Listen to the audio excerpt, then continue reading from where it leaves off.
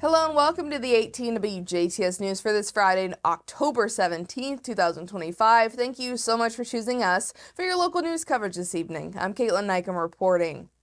The DuBois County Board of Commissioners and DuBois County Council has announced multiple meeting dates for November of this year. The Board of Commissioners is set to meet on Monday, November 3rd and Monday, November 17th for their regular monthly meetings. Both will begin at 8 a.m. Eastern in the Commissioners/Council room of the Courthouse Annex. Council members will meet in the Commissioners/Council room of the Courthouse Annex for their regular monthly meeting on Monday, November 24th at 4:30 p.m. Eastern. In addition, the DuBois County Courthouse is scheduled to be closed on Tuesday, November 11th for Veterans Day and Thursday, November 27th and Friday, November 28th for the Thanksgiving holiday.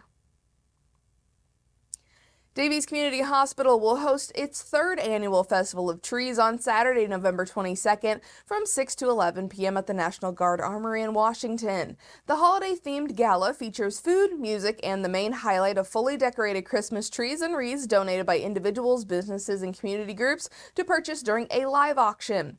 A separate silent auction will also feature additional items. Proceeds support the Davies Community Hospital's Perinatal Pathways program.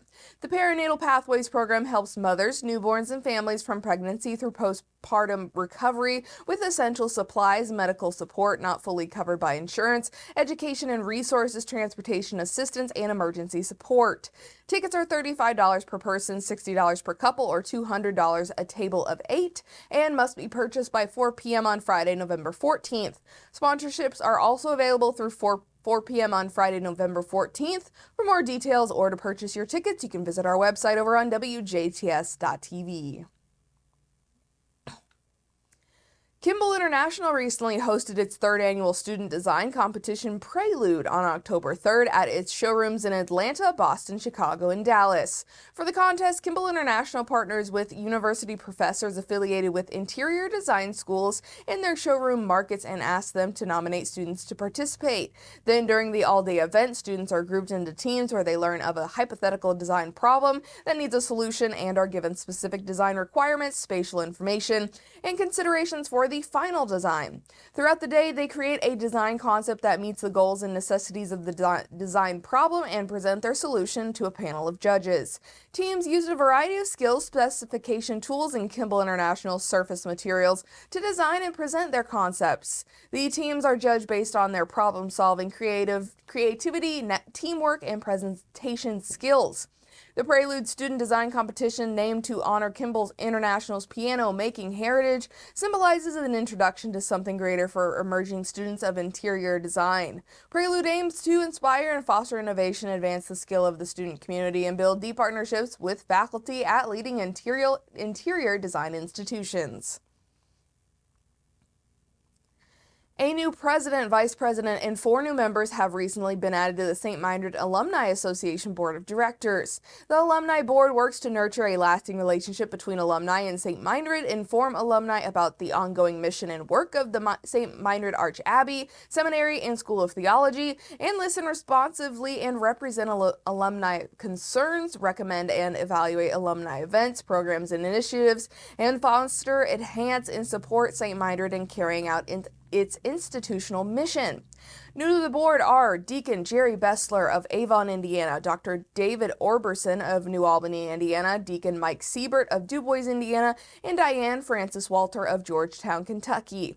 The Alumni Board also elected Dr. Todd Gungle of Oklahoma City, Oklahoma, to serve as president of the board, and Andrea Byrne of New Albany, Indiana, to serve as vice president for a 2-year term at its April 6, 2025 meeting.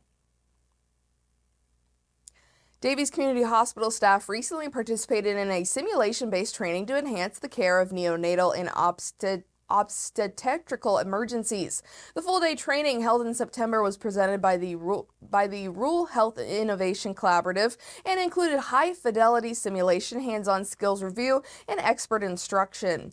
The training focused on critical maternal and newborn emergency care, including early recognition of imminent delivery and obstetric complications, care of pregnant patients and newborns in emergency settings, utilization of evidence-based practice guidelines, recognition and treatment of postpartum postpartum hemorrhage. The training featured state-of-the-art simulation technology that replicates emergency conditions, allowing participants to experience hands-on learning and decision-making under realistic circumstances.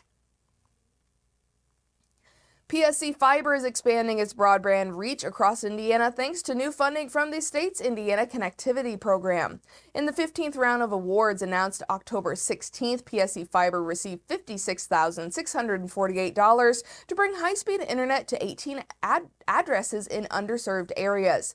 The grant is part of more than $654,000 distributed statewide, helping connect 156 homes and businesses across 30 counties. Internet providers, including PSC Fiber, are matching those funds, bringing the total investment in new broadband infrastructure to nearly $1.8 million. The Indiana Connectivity Program is part of the state's Next Level Connections initiative, designed to connect Hoosiers who currently lack reliable internet or experience slow speeds under 100 megabits per second download and 20 megabits per second upload.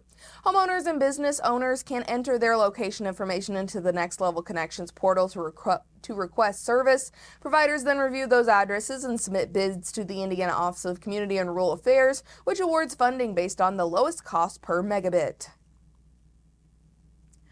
The Indiana Department of Transportation and Indiana State Police are urging drivers across Indiana to move over and slow down for emergency responders and disabled vehicles with flashing lights activated on the shoulders of highways and interstates.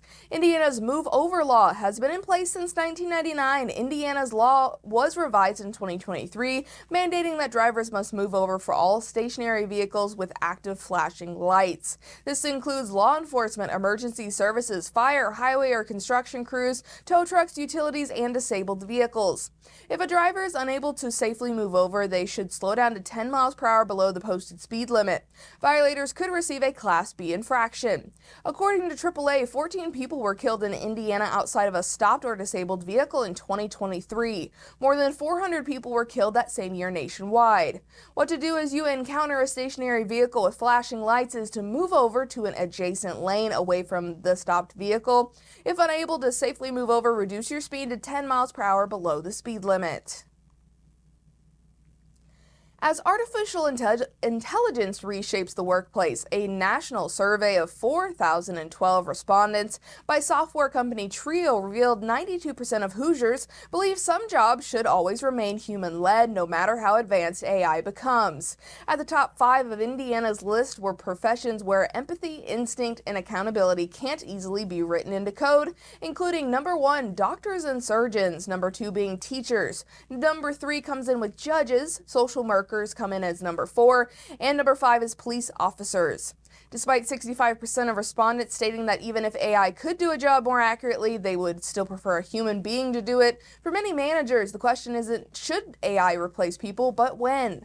The survey found among Indiana managers, almost 1 in 5 admitted they would replace employees with AI without hesitation.